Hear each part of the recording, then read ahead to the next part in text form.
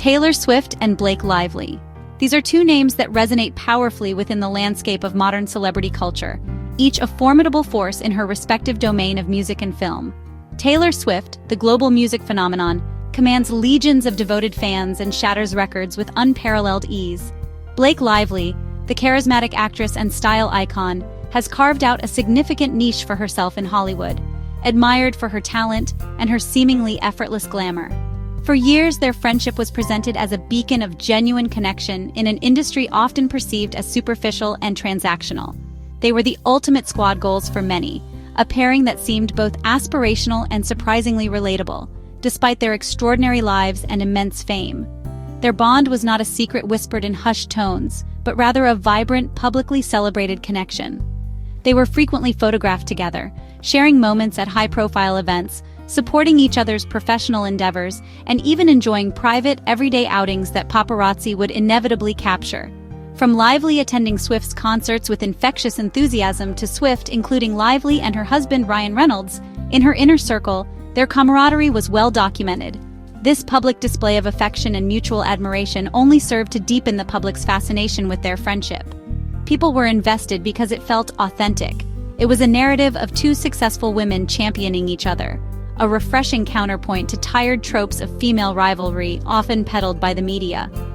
The public's deep investment in the Swift-Lively friendship stemmed from a multitude of factors, intertwining admiration with a desire for vicarious participation in their seemingly idyllic world. It wasn't just about two famous people being friends, it was about the kind of friendship it appeared to be: supportive, fun, and enduring. In a world saturated with carefully curated online personas, their interactions offered a glimpse of what many hoped was a genuine, down-to-earth bond amidst the glitz and glamour. This perceived authenticity made them a beloved duo, and their interactions were often dissected and celebrated by fans and media outlets alike, further solidifying their status as one of Hollywood's most prominent and admired friendships. The narrative was compelling, and people were eager to believe in it. Therefore, when whispers of discord first began to circulate, they were met with a mixture of shock, disbelief, and intense curiosity. How could such a seemingly unshakable bond begin to show cracks? The initial murmurs of a rift were subtle, perhaps easily dismissed as baseless rumors in the relentless churn of the celebrity news cycle. However, as more specific and troubling details started to emerge in late 2024 and into early 2025, the narrative began to shift dramatically.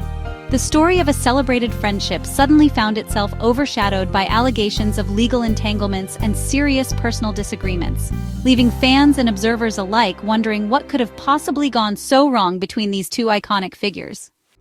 The genesis of the current troubles appears to be rooted in a professional dispute far removed initially from Taylor Swift herself.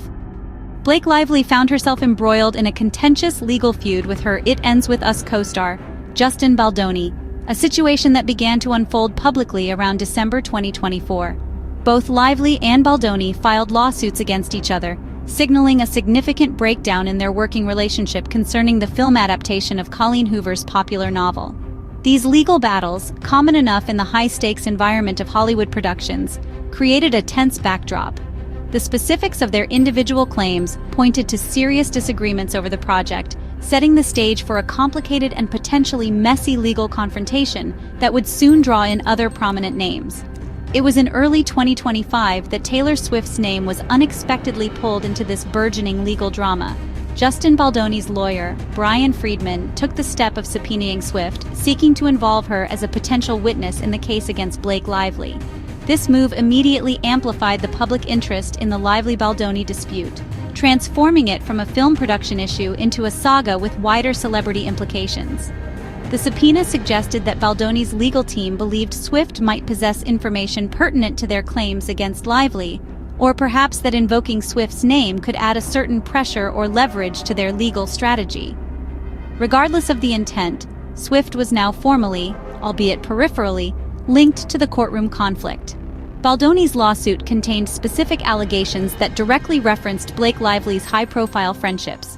He claimed that Lively had sent him a text message in which she referred to Taylor Swift and her own husband, the actor Ryan Reynolds, as her dragons. This colorful metaphor was interpreted by Baldoni's camp as an assertion by Lively that she could leverage these powerful relationships to influence matters related to the film or to exert pressure on him. Brian Friedman, Baldoni's attorney, further accused Lively of making serious and categorically false accusations against his client and suggested her actions were an attempt to repair a damaged reputation, implying that the dispute had already taken a toll on how she was perceived professionally. In response to these developments, Taylor Swift's spokesperson was quick to issue statements clarifying her actual and very limited involvement with the It Ends With Us film. The official word was that Swift had never visited the movie's set, nor was she involved in any capacity with casting decisions, creative directions, the film's musical score, or the editing process. Furthermore, it was stated that she did not even see the completed film until weeks after its public release. Her sole connection to the project was granting permission for the use of her song, My Tears Ricochet. It was also pointedly noted that during 2023 and 2024, the period when much of the film's production and alleged disputes occurred, Swift was extensively occupied with her record-breaking global Eras tour, underscoring her physical and professional distance from the movie's daily affairs. The situation escalated dramatically with the emergence of truly startling allegations. Reports, notably from News Nation, indicated that Scott Swift, Taylor Swift's father, had made claims that Blake Lively attempted to blackmail the pop superstar. This accusation, if true, represented a profound betrayal and a shocking turn in the narrative of their once-celebrated friendship. The very idea of blackmail between such close, high-profile friends sent ripples of disbelief through their respective fan bases and the wider public. While the specific details of the alleged blackmail attempt remained somewhat murky in initial reports, the severity of the claim itself was enough to ignite a firestorm of controversy and speculation, painting a grim picture of the relationship's deterioration. The reaction from Taylor Swift's fiercely loyal fan base, affectionately known as the Swifties, was both immediate and potent.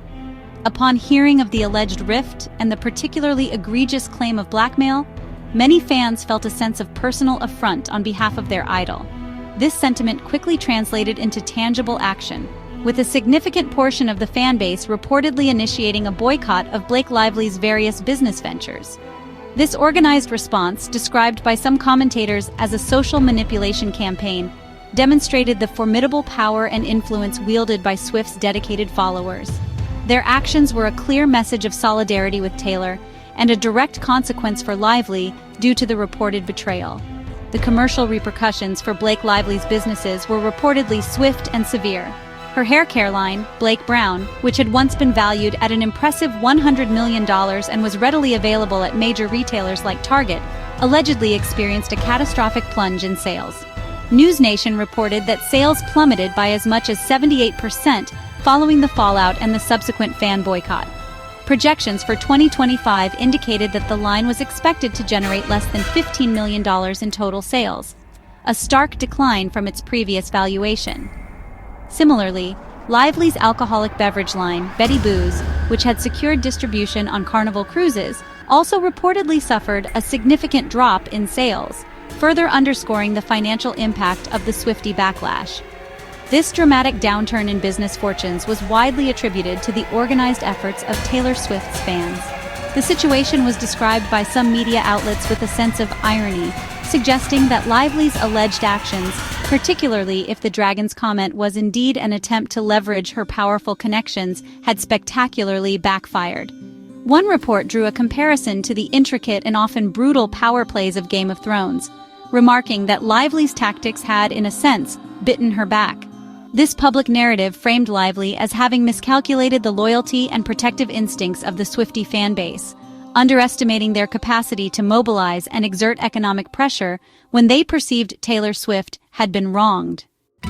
In the midst of the swirling rumors and escalating fan reactions, Taylor Swift's team maintained a clear and consistent official stance regarding her involvement, or rather her non-involvement, in the It Ends With Us film dispute.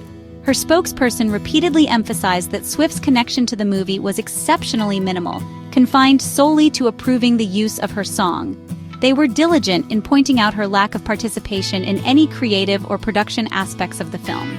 These statements aim to distance Swift from the core legal battle between Lively and Baldoni, portraying her as an unwilling party drawn into a conflict that was not her own. especially during a period where her focus was entirely on her monumental global tour commitments throughout 2023 and 2024.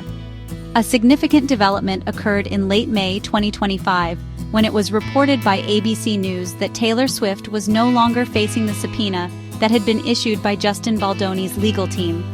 The reason cited was that the necessary information for the case, which they had presumably hoped to obtain from Swift, had since been acquired through other means. This news effectively removed Swift from any formal legal obligation to testify or provide evidence in the Lively Baldoni lawsuit. While this development might have brought a measure of legal relief for Swift, it did little to quell the public discourse surrounding the alleged personal fallout with Blake Lively, which by then had taken on a life of its own, fueled by the serious blackmail accusations. The impact of these events on the once celebrated friendship between Taylor Swift and Blake Lively appears from all public indications to be profoundly damaging. What was once a very visible and seemingly joyful bond has now been overshadowed by serious allegations, legal entanglements, and a very public and financially costly fan backlash against Lively. The warmth and mutual support that characterized their interactions have been replaced by a narrative of conflict and alleged betrayal. Given the gravity of the claims, particularly the reported blackmail accusation from Scott Swift, it is difficult to envision a simple or swift reconciliation. The public nature of this fallout adds another layer of complexity to any potential mending of their relationship.